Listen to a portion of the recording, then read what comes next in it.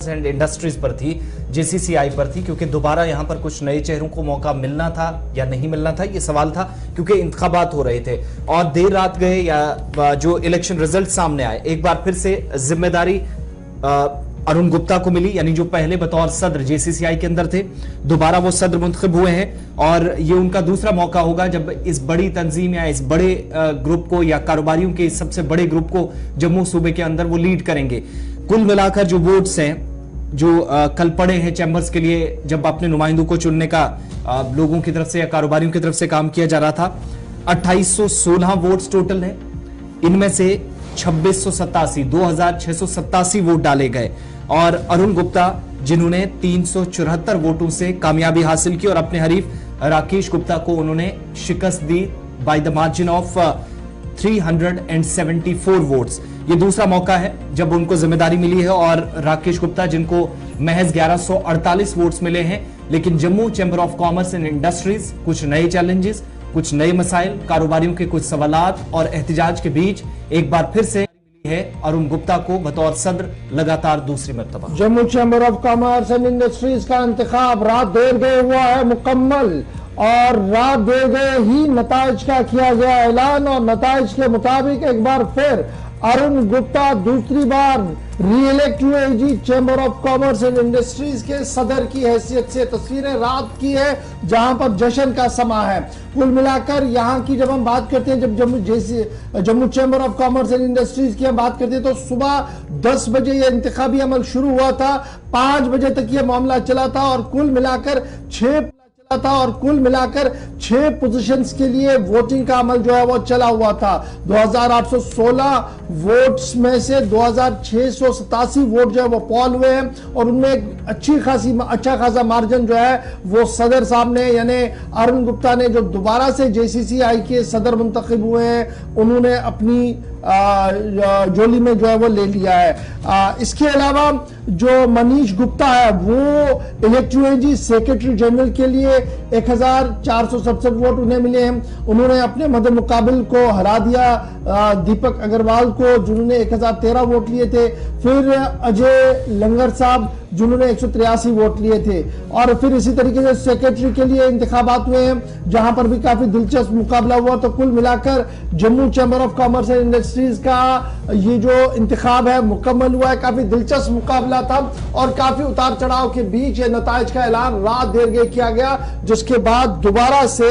अरुण गुप्ता सदर नामजद हुए हैं chamber of Commerce and industries Jammu के। हमारे साथ इस वक्त नौ मुंतखिबा सदर अरुण गुप्ता साहब ज्वाइन कर चुके हैं फोन लाइन पर। बहुत बहुत शुक्रिया सर ज्वाइन करने के लिए हमारे साथ मॉर्निंग शो में और हमारी तरफ से आपको बहुत बहुत मुबारक हो दोबारा से इंतखाबी दंगल में जीतने के लिए। अगरचे ये इंतखाबात काफी दिलचस्प थे और काफी अहम भी बताए जा रहे थे, लेकिन बड़े चैलेंज इस बार आपके सामने भी है, पुराना टेन्योर और नया टेन्योर, कैसे आप देख पा रहे हैं और कितनी नई चैलेंज अब की बात? देखिए, हमने जो पुराना मेरा टेन्योर था, जो लास्ट ईयर 2 साल से लगातार मैंने लोगों के बीच में रह करके लोगों के मिसाइल जो हैं उसको हल करने की कोशिश की और वही प्यार जो है, जो प्यार मैंने लोगों में बांटा था, वही प्यार जो है लोगों ने मुझे वापस दिया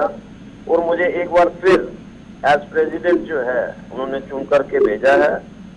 जिस तरह से मैंने पहले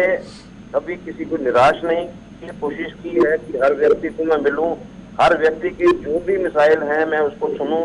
हर एसोसिएशन के, हर एरिया के जहां भी लोगों के अपने इश्यूज हैं, अपनी प्रॉब्लम्स हैं, उसको हल करने के लिए मैंने पूरी कोशिश की है और आगे भी ये जारी रहेगी। देखिए, मेरा सबसे पहला फोकस जो है, मैं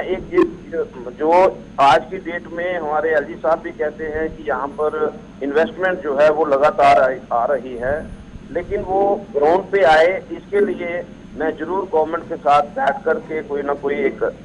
फार्मूला जो है वो तैयार करना चाहता हूँ, ताकि यहाँ पर एम्प्लॉयमेंट भी जनरेट हो और नई इंडस्ट्री के साथ साथ जो पुराने एमएसएमई यूनिट्स हैं वो भी कहीं ना कहीं सरवाइव कर सकें। उसका मेरा पूरा प्रयास रहेगा। इसके अलावा ट्रेडर्स की जो भी प्रॉब्लम्स हैं, बहुत सारी चीजें हैं, देखना पड़ेगा। लीज डीड है, लोग परेशान हैं, उनकी लीज डीड बढ़नी चाहिए, उसका पूरा प्रयास जो है वो रहेगा।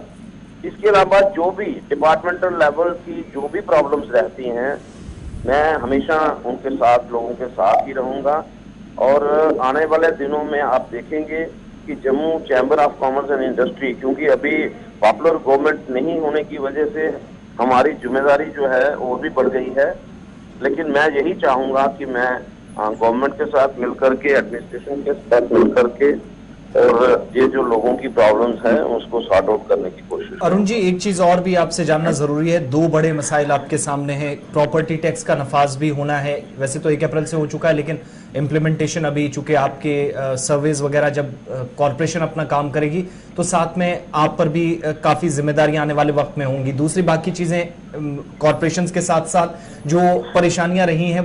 सिर्फ 2 महीने पीछे चले जाएं, प्रोटेस्ट काफी ज्यादा होते रहे, आम लोगों की या शहरियों की परेशानियां थी, लेकिन उसके साथ साथ जो आपके मातहत काम करने वाले जो लोग होंगे या कारोबारी होंगे, उनकी काफी ज्यादा परेशानियां या बड़े मसाइल इस बार रहे हैं। तो किस तरीके से इन टच एडमिनिस्ट्रेशन में कोई नया फ्रेमवर्क, नया प्लान इस बार जेसीसीआई का हमें नजर आएगा कि पहले के मुकाबले सिचुएशन को बेहतर तरीके से टैकल किया जा सके? देखिए एक चीज जो है, जो एडमिनिस्ट्रेशन की जहां तक मैं बात करूंगा, जो छोटे दुकानदार हैं, जो जिस तरह से पीछे कॉर्पोरेशन का एक रोल रहा है, जी, पूरी कोशिश होगी कि हम लोग बैठ करके कोई एक प्लान जो है उसको ड्राफ्ट करें ताकि लोगों को परेशान ना किया जाए। और मैं समझता हूं कि जो चीज कॉर्पोरेशन अचीव करना चाहती है वो भी अचीव कर पाए।